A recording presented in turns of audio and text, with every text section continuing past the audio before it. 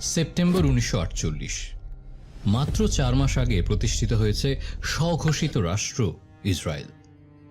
Swedish কূটনীতিক ও জাতিসংঘের নিরাপত্তা পরিষদের মধ্যস্থতাকারী হিসেবে ফোলকি বার্নাডট ফিলিস্তিন ইসরায়েল ইস্যুতে তার শান্তি প্রস্তাব বার্নাডট প্ল্যান প্রকাশ করে।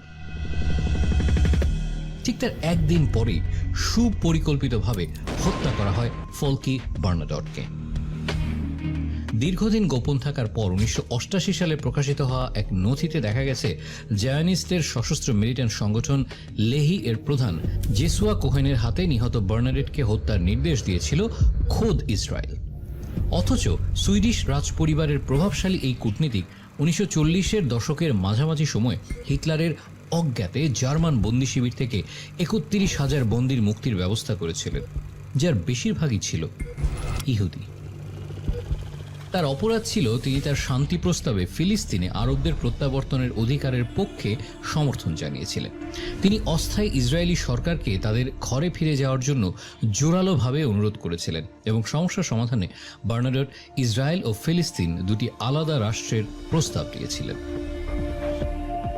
হাস্যকর বিষয় হল, বার্নাডট নিহত হওয়ার পর লেহি সদস্যদের সন্ত্রাসী আখ্যা দিয়ে তাদের নিরস্ত্র করে ইসরায়েল সরকার।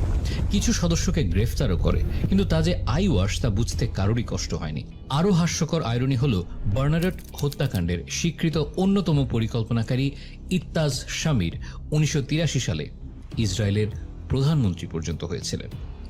ইসরায়েলের পঞ্চম ও দশম প্রধানমন্ত্রী ছিলেন আইজাক রাবিন। ইসরায়েল ফিলিস্তিন অসলো শান্তি চুক্তি বাস্তবায়নে ভূমিকা রাখায় তিনি ইয়াসার আরাফাতের সাথে নোবেল শান্তি পুরস্কার পেয়েছিলেন। সেই চুক্তি অনুসারে ফিলিস্তিনিদের আত্মনিয়ন্ত্রণের অধিকার দেয়া হয়, বিনিময় ইসরায়েল পায় ফিলিস্তিনের স্বীকৃতি। ফলাফল, বিশ্বাসঘাতক তকমা দিয়ে সেই আইজাক রবিনকে জনাকীর্ণ কিংস অব ইসরায়েল স্কোয়ারে গুলি করে হত্যা করে চরমপন্থী এক ইহুদি তরুণ।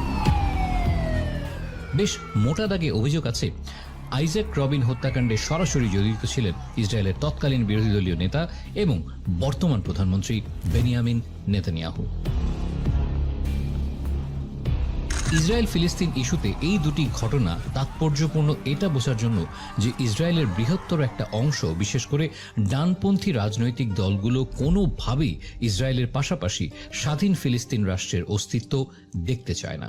পরিপূর্ণ ইসরায়েল রাষ্ট্র প্রতিষ্ঠার ক্ষেত্রে বাধা হয়ে দাঁড়ায় এমন কোনো সম্ভাবনা অঙ্কুরিত হতেই ধ্বংস করে দেয় জায়নবাদীরা।